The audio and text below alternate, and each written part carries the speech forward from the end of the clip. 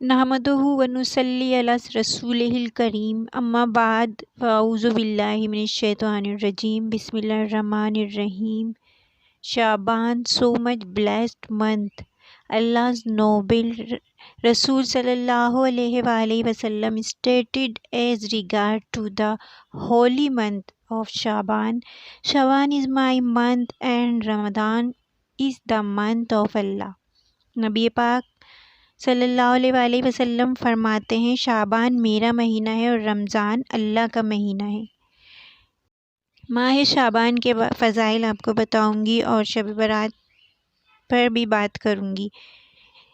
میرے چینل کو سبسکرائب کیجیے گا، بیل آئیکن کو ضرور پریس کر دیجیے گا تاکہ میری ہر نئی ویڈیو آپ تک پہنچ جائے، اور ویڈیو پسند آئے تو اس کو ضرور شیئر کیجیے گا اور کمنٹ کرنا نہیں بھولیے گا۔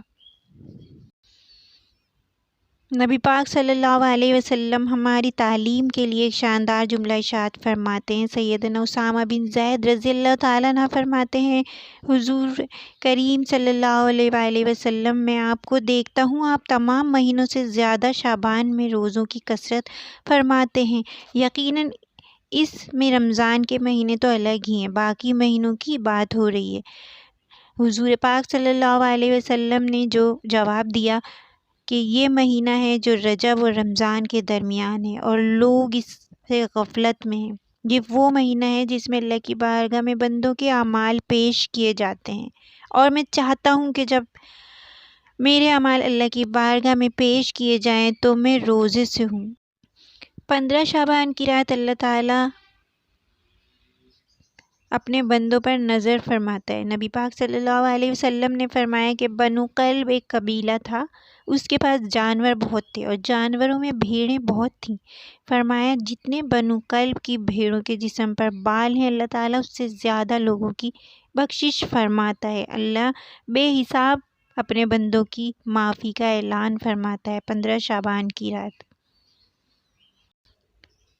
آسمان سے ندا دی جاتی ہے کہ ہے کوئی مانگنے والا، ہے کوئی توبہ کرنے والا، اور لوگ غفلت میں ہوتے ہیں، تو ابھی بھی وقت ہے۔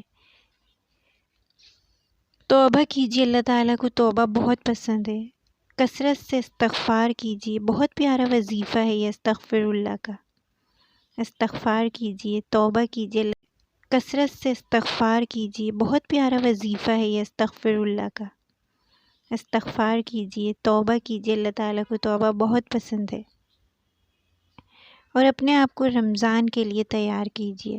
ہونا تو یہ چاہیے کہ اینی ٹائم ہمیں اس طرح رہنا چاہیے کہ جس طرح ہم رمضان میں رہتے ہیں۔ رمضان میں ہم گناہوں سے بچتے ہیں، رمضان میں ہم روزے رکھتے ہیں، رمضان میں ہم عبادت کی کثرت کرتے ہیں، کلام پاک پڑھتے ہیں، نماز کی پابندیاں کرتے ہیں، برائی سے بچتے ہیں۔ لیکن شعبان کا مہینہ آ گیا ہے، اپنے آپ کو خود کو تیار کیجیے نیکیوں کے لیے، عبادات کے لیے، کیونکہ ساری بھلائیاں اور ساری خوبیاں اللہ اور اس کے رسول کی اطاعت میں ہیں۔